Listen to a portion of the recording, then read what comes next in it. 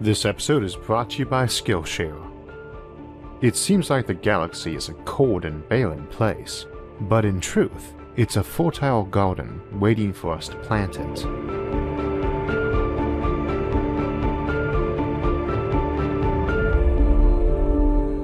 So today we return to the Generation Ship series to look at what I tend to consider one of the more likely scenarios for colony ships to other solar systems. Under our current understanding of physics, the speed of light limits us to taking many years to get to even the nearest stars, and even getting to a fraction of light speed is quite difficult. This means any pioneers looking to settle the galaxy are going to be old and gray before arriving, or long since dead. As we mentioned back in the first episode, there's essentially 5 core methods of getting around this issue. One of those is simply to settle new worlds with the descendants of the original crew, the classic generation ship. Another is to freeze the crew and revive them on arrival, what we call a sleeper ship. We also have the seed ship and the data ship routes we discussed last time in Seeding the Stars, and these two have a lot of overlap in concept. The default seed ship settles worlds by using machines to go there and terraform the world, and potentially even to grow humans in vats from frozen embryos and raise them, while the data ship contemplates a more digital approach, potentially simply bringing uploaded copies of human minds to a new world. Of course, the data ship has some overlap with the sleeper ship too, since those uploaded minds can make the journey as archived data, essentially asleep for the trip, but they could be running the entire time too, since an uploaded mind isn't at risk of dying of old age, at least not in the conventional sense. However, this extended lifespan is also a key aspect of our 5th type of colony ship, the Methuselah ship, and one of our key topics for today. Such a ship takes its name from Methuselah, the biblical patriarch said to have lived the longest, dying at age 969, and doubly appropriate as he's also the grandfather of Noah, whose famous ark, carrying samples of our life, is the basis for why colony ships are often called interstellar arks. And grandparents are a big factor in our topic for the day, because an obvious problem with very long-lived people on a ship is that the original crew is not dying of old age. So any children and grandchildren they have on the voyages are not simply replacing them as they do on a classic generation ship.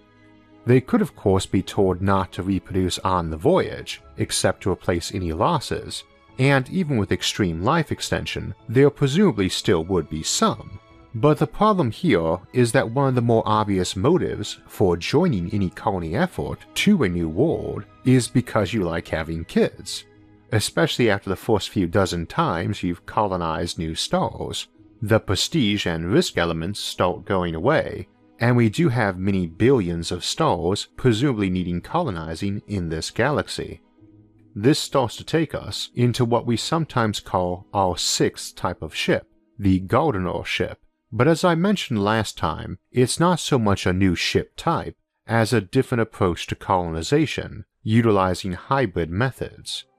We could add other types to that basic 5 too. For instance, we don't know that faster-than-light travel is impossible, it just looks that way now, and while the whole concept of the 5 core ship types is about dealing with being stuck going slower than light, FTL does not automatically remove the core problem of very long voyages, and indeed some types would introduce their own logistical issues, which we may discuss more later in the series. For that matter, the whole reason you can't go faster than light is because as you get closer and closer to it, it takes more and more energy to speed up any more, and also introduces time dilation. With enough energy, you can get arbitrarily close, not just spitting distance, but right up close to kissing light speed. If you go fast enough and time slows down enough, the original crew can arrive at their destination without experiencing lots of time. This has its own problems, and we'll probably look at those later in the series too, though again, like with sleeper ships, it's not really a generation ship, nor is its usage limited to colony vessels. However, at its core, the Gardener ship is a generation ship, while at the same time, the Methuselah ship is not. And indeed it's the fundamental problem with the Methuselah ship that gives us the Gardener ship concept, or Gardener fleet, which we'll explain in a bit. The Methuselah ship itself is easy enough to explain. We launch an interstellar arc on which the people do not age or do not age much. Of course they are aging, this is not a sleeper ship, they just aren't growing physically old. We've discussed life extension's impact on society in the life extension episode, and the technological hurdles to developing it in the science of aging, so we'll mostly skim that here, but some key points need to be raised that are relevant to interstellar arcs. And the first one again is that they are indeed aging. They are not static individuals, but potentially unbelievably ancient ones. Age does not always bring wisdom and knowledge, but in general it does, and one of our big concerns with generation ships is how those ships need to contain enough people to retain every important specialization a new world will need, because you can't call home for advice unless you don't mind waiting centuries for a response. A person can pick up a lot of skills in a regular lifetime, especially in a high-tech civilization that needs skills more than labor, and whose technology permits a lot of free time to pick those up. So you can imagine how much a person with a very long life might learn. That's also assuming they're just a regular person, and when we're talking Methuselah ships, odds are pretty good that they have access to things like mind augmentation too. This is the other problem with a classic generation ship. You need a lot more people on one because they are spending a large portion of their life learning a skill, and a larger portion of their career, once they learn it, teaching it to others, and trying to ensure none of those core skills get lost as generations roll by. A Methuselah ship has no such problem, especially if they're only replacing their numbers with new people on rare occasions someone is lost. Contrary to the often proclaimed maxim about it being easier to learn when you're younger, by and large you can pick up new skills way faster as you age, and get more and more related experience to draw on. Indeed, one of the biggest bars on learning as you get older is that you rarely have much incentive to do so. Learning to use a word processor after having mastered a typewriter can seem a bit unnecessary, and indeed might slow you down. And learning a typewriter after spending years developing a fast and clean script with a pen or quill might feel likewise. This is a relevant point because one of our big concerns about life extension technology is that it can produce a society that's maybe a bit set in its ways and not really embracing new things, possibly ossifying technologically and socially. However, while that can be problematic back here, at home, it's actually mostly beneficial to a colony ship. This isn't Star Trek. Starships aren't braving the unknown and serving as the sources of a lot of new science. All that's going on back at home, where most of the scientists live, and while such ships will have scientists, and they will doubtless do speculation and research, they'll mostly be getting tech updates from back home that are decades, if not centuries out of date. If you're 100 light years from home, for context, you'd be hearing about how Eddington had just tested that fellow Einstein's new theory of general relativity, and how they have these cool new telephones with rotary dials. You aren't very likely to devote all your time to theorizing and testing that theory when you know that back home, in the year 2019, they've had a whole century to work on the matter and the whole resources of the civilization to assist in that, not just one small, lonely ship. Indeed, considering we're talking about life extension, they'd still have Einstein working on the problem personally. And as we discussed in the arc of a million years, the issue with long voyages isn't just maintaining the ship and the knowledge for centuries of travel, but the same basic mission and goals. Now, nobody is going to live centuries without changes of priority and purpose, but odds are you've got a much slower drift when the crew is still the original crew, not their great-great-great-grandchildren. They still remember Earth, they still have their childhood culture built into them. Heck, they still have living relatives back home sending them correspondence. Societies on Earth and its colonies probably will not diverge as fast when everyone is living a real long time. so it's a lot easier to engage in centuries of travel and centuries of colonization efforts when you've got those kind of lifespans. All of which might make you wonder why early on I said the Methuselah ship has a fundamental problem, since they seem practically perfect for the job compared to our other methods. You don't need as many people because you need fewer folks to maintain your skill sets, less need for wide redundancy because if your ship surgeon dies, odds are several other folks have those skills too, or sufficient related knowledge they can pick it up from archived lessons. A colony ship has no need for a geologist, no geology on board, but obviously needs one on arrival, and probably a lot more than one, so that ship needs to carry enough folks educated in or capable of learning that field to ensure they've got it on arrival, people who can't really use it or feel useful to their shipmates. Hard to give a portion of your life over to studying a field of science you can't practice, that no one around you really values, and that has a huge number of practitioners centuries ahead of you back home. Hard to recruit, and get the best recruits for you to pass your knowledge on to. Not really an issue on a Methuselah ship though. Similarly, they aren't drifting much socially, and there's no retirements or ambitious young new folks shaking up the routine. So the mission should go smoother, and is less likely to produce some colony vastly different from the one they left, and potentially militantly so. There's always a concern with colonies. They might come home for a visit, and you'd rather it was a friendly fleet of tourists and traders, not an armada loaded for bear. So again, what's the fundamental problem here?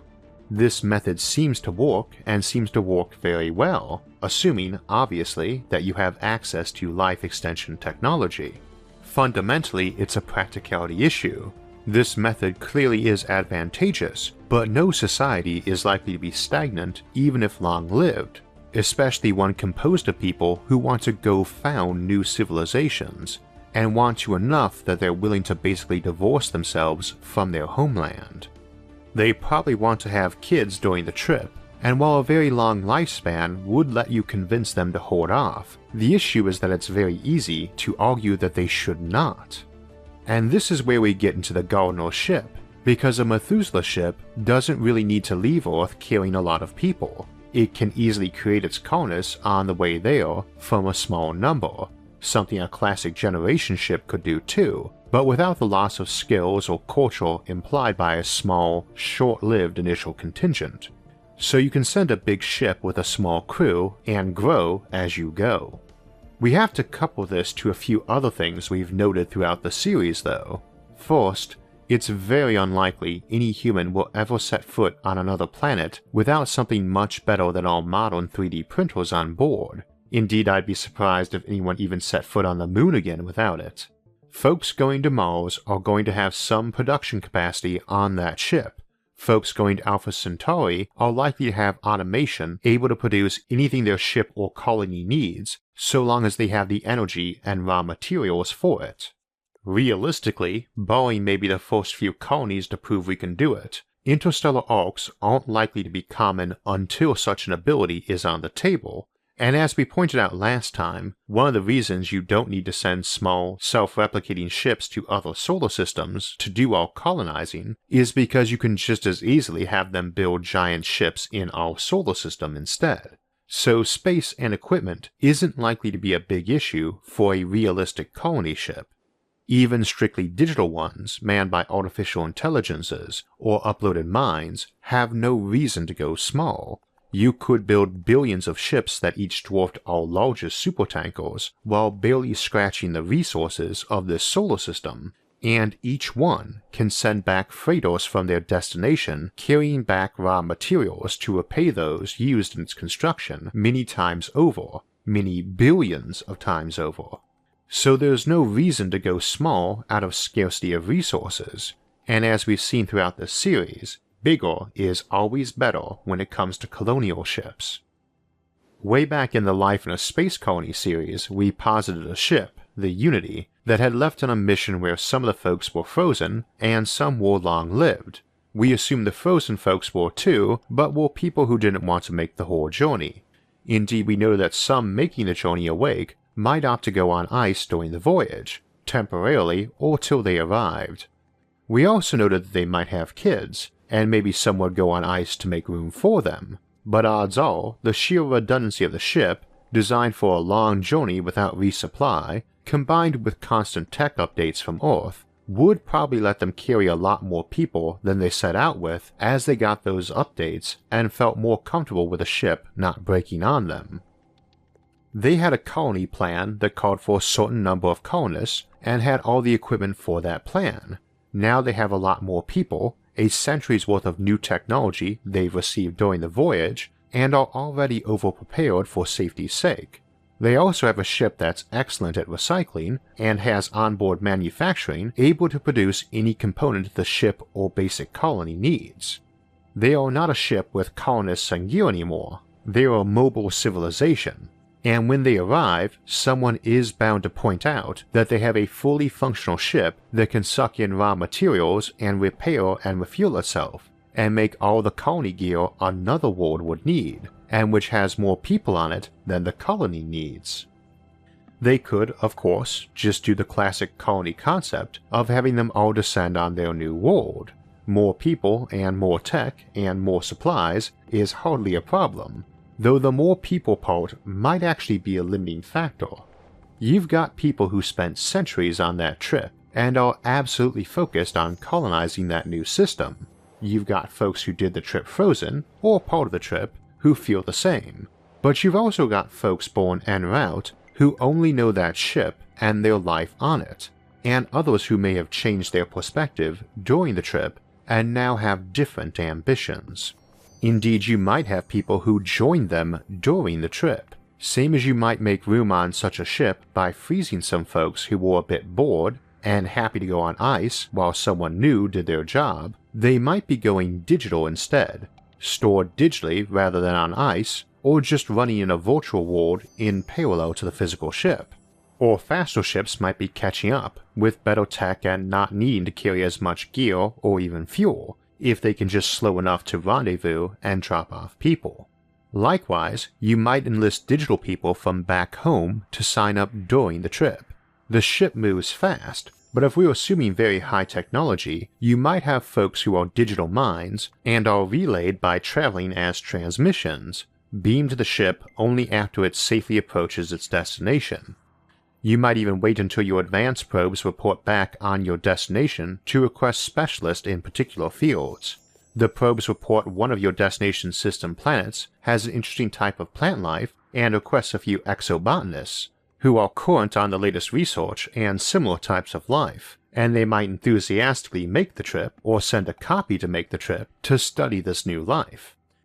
We also have the stellar and interstellar laser highways concept we've discussed before, which might well be getting built by a vanguard just ahead of the main colony ship or colony fleet to slow it down, and follow-up vessels with more colonists might be arriving, relying on that to slow them down and moving far faster as a result. This same platform can easily push the ships back up to speed, not just slow them down, and can let people go home if they want. Interstellar travel isn't automatically a one-way trip when you have very long lifetimes, since unlike even freezing people, these folks can arrive back home having not physically aged much, but be greeted by family and friends who stayed home and haven't aged much either.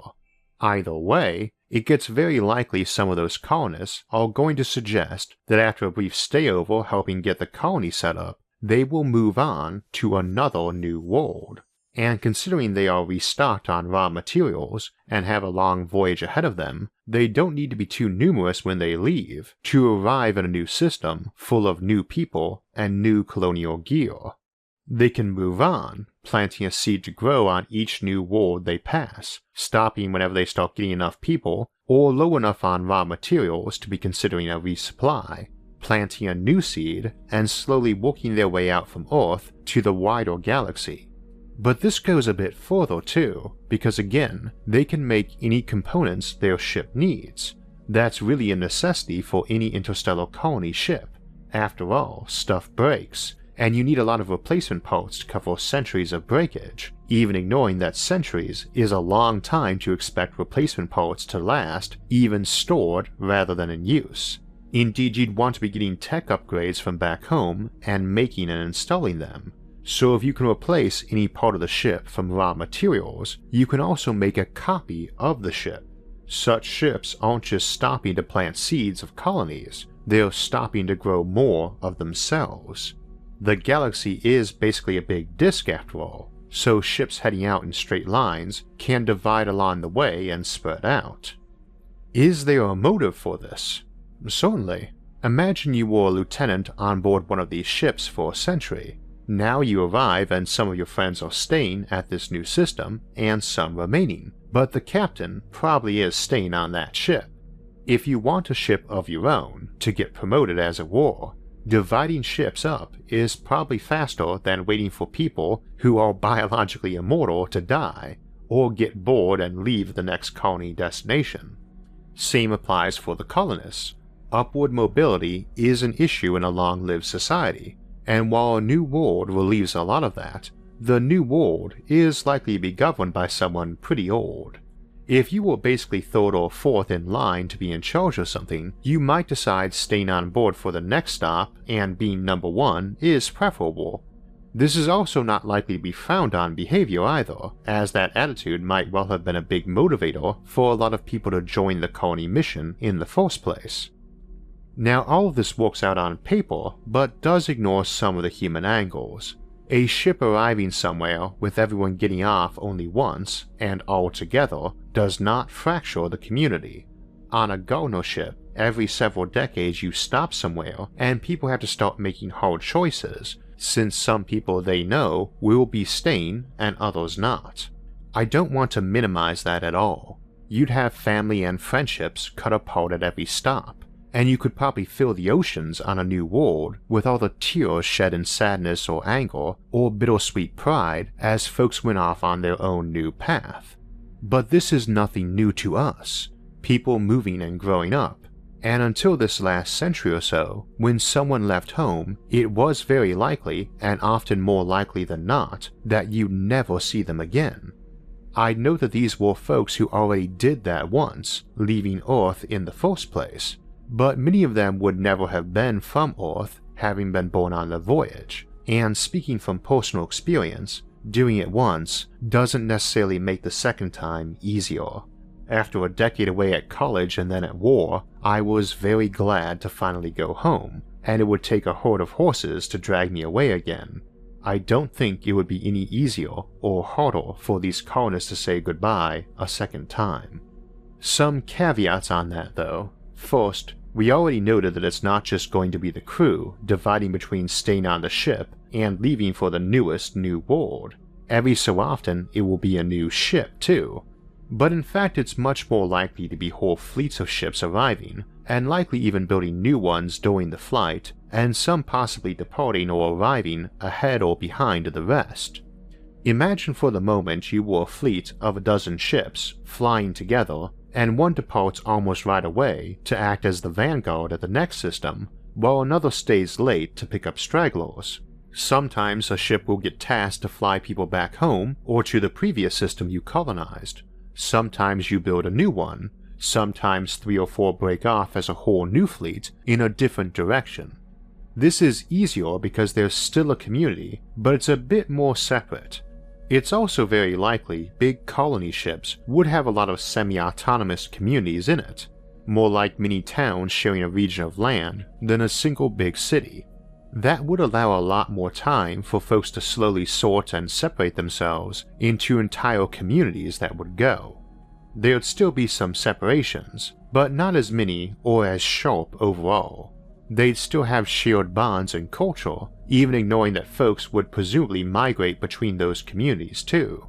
To a degree, this separation will happen even if all stayed in that one system too. A planet is a big place after all, and a star system is likely to have many of them and minor planets to settle too, and it is logical to settle several places in a system, not just one small initial base on one planet. But that shared culture is a thing to remember, as these fleets plant their seeds on world after world and divide to spread out in a wedge across the galaxy. those worlds being planted share a lot more in common with each other than two separate colony missions, both launched from Earth, arriving at neighboring systems, and they'd be close enough to talk without absurdly long delays and to send ships back and forth. So you might get some loose-knit interstellar civilizations popping up along wedges spreading out from Earth to the galactic rim. There's another aspect to this too. As we've discussed before, while I never figure we'll be short of colonists, especially since we can breed them en route, we do have technological options in play. We shouldn't automatically assume having life extension implies a very transhumanist culture. After all, you could easily have life extension by some simple pill or potion or retrovirus you took that folks might be fine taking even if they were otherwise into techno-primitivism, but it's quite likely they would have a lot of transhumanist tendencies. Such being the case, a person torn between staying with the crew they call brothers and their spouse, and their kid planning to join another ship's crew, might just do some dividing and copying of their own, uploading their mind into multiple bodies with a copy going each way. Obviously some might be okay with this approach and some not, but in a culture focused on increasing their numbers quickly, I'd imagine objections would be minimal, since you get to add a person and one with a full complement of skills and experience too, and each such fleet would likely vary in its approach and attitude on this and many other things, as they leave Earth and as they splinter off from each other. We've looked at a lot of colony options, and have more to come, and each has its pros and cons, and would vary in those by what cultures emerge in the future as much as by what technologies emerge. But of all of them, this particular spectrum of colonial options, of galactic gardening as it were, strikes me as the most appealing, sending out fleets to all the nearest stars who arrive and splinter, some remaining on those worlds, some heading right off to the next, some even heading home on highways of light. Somehow seems more like the way we'd choose to go. It doesn't require that all-or-nothing approach of the classic colony ship, especially when we can dampen the impact of time through extended lifespans for both the traveler and those they left behind, something sleeper ships or time dilation only offers us half of. So those are Gardener ships, and we discussed the idea more, along with a lot of the actual colonization methods at the planets they visit, in the Life in a Space Colony series, so you can check that out for more discussion of the topic. It's also where the Unity comes from, the spaceship we reference in a lot of episodes and channel discussion, as that was the ship we spent our time on in that series. I mentioned during the episode that one advantage of Methuselah ships is that with very long lifetimes people can acquire a lot of skills, and that's something we already see nowadays, but it can be inconvenient and expensive to go off to college or a workshop every time you want to pick up any new skill. We are seeing a lot of advances in education in terms of convenience and improved presentation, but it's not a thing of the distant future, and we already have organizations like Skillshare leading the way and letting you pick up useful skills at your own pace and in the comfort of your own home. They are an online community with over 20,000 courses on everything from technical topics like virtual reality, graphic design, and computer programming to accounting or culinary arts. If you want to improve your skills, unlock new opportunities, and do the work you love, you can get a premium membership and have unlimited access to classes on those topics and many more. Join the millions of students already learning on Skillshare today with a special offer just for my listeners. Get 2 months of Skillshare for free. To sign up, go to skl.sh/Isaac7. Again, go to skl.sh/Isaac7 to get 2 months of unlimited access to over 20,000 classes for free. Act now for the special offer and start learning today. Next week's episode is on Valentine's Day, so I thought we'd celebrate the occasion with a discussion of the future of dating and relationships, both the good and the bad, in Happily Ever After. The week after that, we'll return to the Earth 2.0 series to discuss cloud cities, and look at possible human habitats sitting high among the cloud tops of mountains, or even floating in the sky, in cloud cities. For alerts when those and other episodes come out, make sure to subscribe to the channel, and if you enjoyed this episode, please like it and share it with others. Until next time, thanks for watching, and have a great week.